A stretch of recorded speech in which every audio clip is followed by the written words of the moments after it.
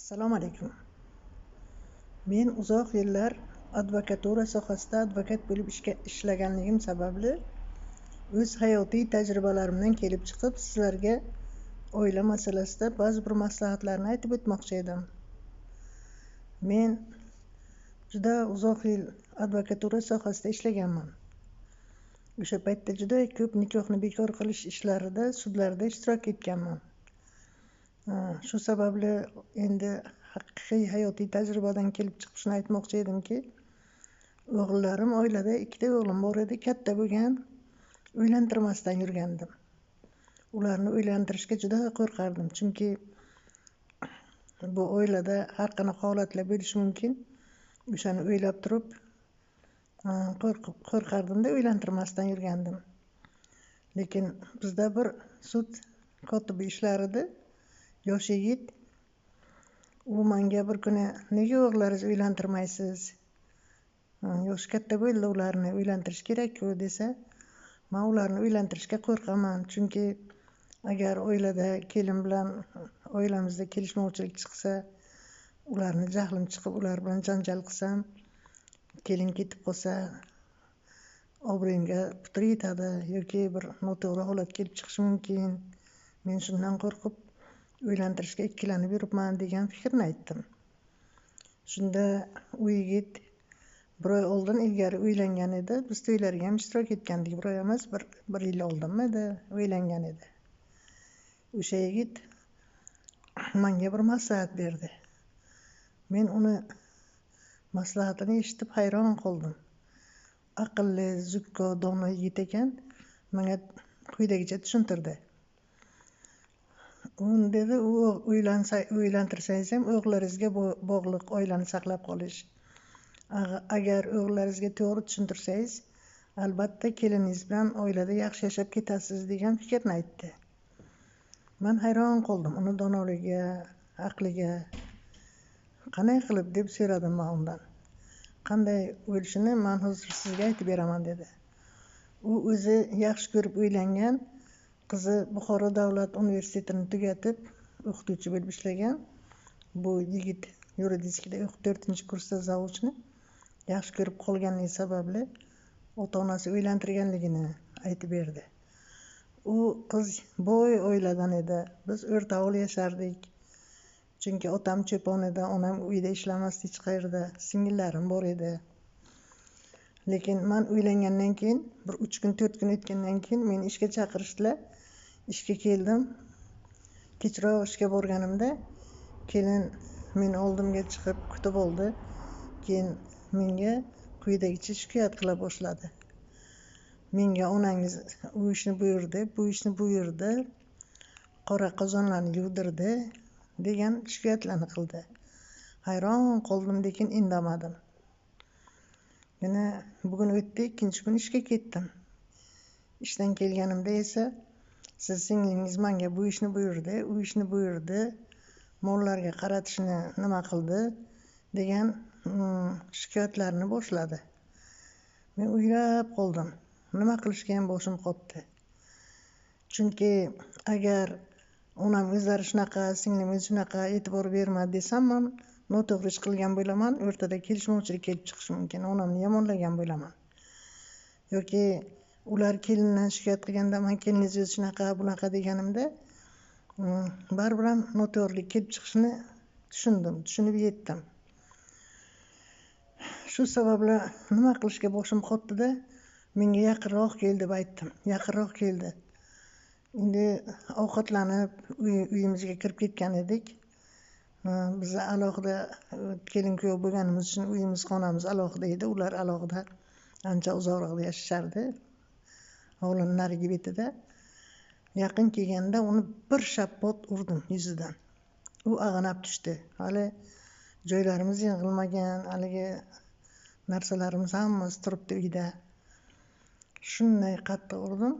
O'zim bilmagan holda qildim bu ishni. Chunki hozirdan oilani agar mustahkam tutmasam, u keyin oxiri yomon bo'lishini sezdim. Va keyin aytdim. Agar sen men bilan yashamoqchi bo'lsang, uyda kim bo'lishidan qat'iy nazar, oila a'zolarim bilan singlimmi, og'aynilarimmi, yaqinlarimmi, hammalari bilan san til topishga harakat qil. Ularni ko'nglini ol. Qanday qilishni u senga bog'liq. Men hech narsa deyolmayman senga. Men bilan yashashni, turmushni davom ettirishni xohlasang shunday qil deb aytdim. Bo'lmasa mayli, ol kiyimlaring, narsalaringni olgin, chiqib ketgin deb aytdim. Shu bilan u kelincha ertalabgacha yig'lab chiqdi. Men o'zim alohida uyga kirib yotdim. U ham alohida uyda yig'lab chiqdi. Lekin ko'nglimda juda qo'rqdim, chunki unga yaxshi ko'rib uylangan edim. El orasida obro' e'tiborimiz kuchayib ketgandi. Hamma bizni boshqacha nazar bilan qabul qilgan edi. Bunday holat kelib chiqishini hech kutmagandim. Ichimda ilohim ketmasin deb shunday Xudodan iltijo qilib so'rardim. U ertalabgacha yig'ladi. Men ertasi turib hech nimani bilmaganday boshqa xonadan chiqib kiyimlarimni almashtirib yana ishga ketdim. Ikkinchi kuni ham bordim. U uyda edi, hech qayerga ketmagandi. Ikkinchi uyda ham borganimda men bilan gaplashmas, men bilan ko'rishmas. Indamay bilmaganga solib yuraverdik. Ikkinchi kun ham oramizda shunaqa holatda. Endi bugun ketsa, ota-onalarini chaqirsa, meni ayblab bo'lgan voqealarni aytsa deb juda qo'rqdim. Lekin hech qanaqa holat bo'lmadi. 3-kuni borganimda meni kulib qarshi oldi. Xursand bo'lib ketdim, chunki o'zim shuni xohlagandim. Shu bilan oilamizda tinchlik, totuvlik boshlandi. Hech qanaqa hech kimdan bu kelin shikoyat qilmadi ayolim. Ular ham buni yaxshi ko'rib qolishdi. Hammalari, даже qarindoshlarim kelganda ham yaxshi kutib oladigan. Uyimda ota-onam boymi, kambag'almi, sog'mi, kasalmi, qanday bo'lishidan qat'iy nazar ular bilan til top deb aytganligim sababli ular bilan kelishib, o'ynab, kulib, onamga ham yaxshi qarab, kiyintirib, ularni ham toza saqlab, uylarini ham toza saqlab yurganligini ko'rib xursand bo'ldim. O'ylab ko'rgan menimcha. Chunki agar uyga qaytib borganda o'zi sharmandasi chiqishini, bizni oilamiz ham o'ziga yarasha obro'siga putur yetishini sezib, shunday harakatlarni qilmasdan oilamiz bilan birlashib ketdi. Mana bitta o'g'ilchamiz bor, shirin shakar, hamma yaxshi ko'radi, oilani ham tinchligi yaxshi, hammamiz tinch, totuv yashab kelyapmiz deb menga bo'lgan voqealarni aytib berdi o'sha yigitimiz, sekretar. Shu bilan ko'nglim xotirjam bo'ldi, lekin men bolalarimga nima deb aytishni ham tushunmadim. Boshda hamma narsani kelinga to'g'ri tushuntirsang, oilada tinchlik, xotirjam bo'lishi mumkin ekanligini siz ayting. Keyin uylantiravering to'y qilib deb aytganligi sababli men ikkala o'g'limni uylantirganman. Hayotda ular endi bo'ladi, oilada yetishmovchilik bo'ladi, yo bir boshqa bir fikr, ikkinchisini fikriga to'g'ri kelmaydigan holatlar bo'ladi, boshqa holatlar bo'ladi. O'shanda ham og'ir, bosiqlik bilan hamma narsani o'z o'rniga qo'yib harakat qilib kelganda oilani saqlab qolish imkoniyati bo'lar ekan. Men hayotiy tajribamdan kelib sizlarga shuni aytmoqchi edim. Hozirgi yoshlar o'z fikrini, g'ururini bir-biridan ustun qo'yganligi sababli mana shunday holatlar, har kun ajralishlar, kelishmovchiliklar juda ko'payib ketgan hayotda. Agar ayolmi, erkakmi, o'sha har bir narsani o'zi tushunib, bir-birini maslahat qilib, hamma ishlarni kelishgan holda olib borilganda, men o'ylayman, ozgina bo'lsa ham o'sha oilani saqlab qolishga, kelajakda bolalarni, farzandlarni yaxshi o'stirishiga sababchi bo'ladi deb hisoblayman. Bundan tashqari, lekin ayollarga ham juda ko'p narsalar bog'liq. Endi ayollarga bog'liq deb ayollarni juda qiynash kerak emas. Ularni ham o'rni kelsa hurmatini joyiga qo'yib, ota-onalarini, yaqin avlodlarini hurmat qilib, shunday farzand o'stirganligi uchun rahmatlar aytib, ularni har doim hurmatini joyiga qo'ysa, o'sha kelgan kelin qiz ham harakat qilib bular bilan til topishib ketishi mumkin. Lekin yoshlarimiz hozir ishdan qochishadi. Mehnat ayb emas.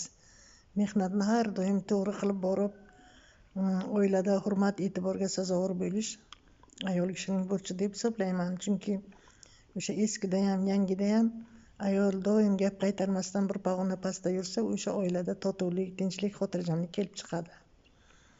Sizlarning e'tiborlaringiz uchun rahmat. Men ana shu hayotiy tajribalarimdan oilani saqlab qolish to'g'risidagi fikrlarimni aytib o'tdim. siz sog'lom turmush tarzi kanalimizga a'zo bo'lishni, layk tugmachasini bosishni, tegishli yaqinlaringizga yuborishni unutmanglar. Mayli, xayr, salomat bo'linglar.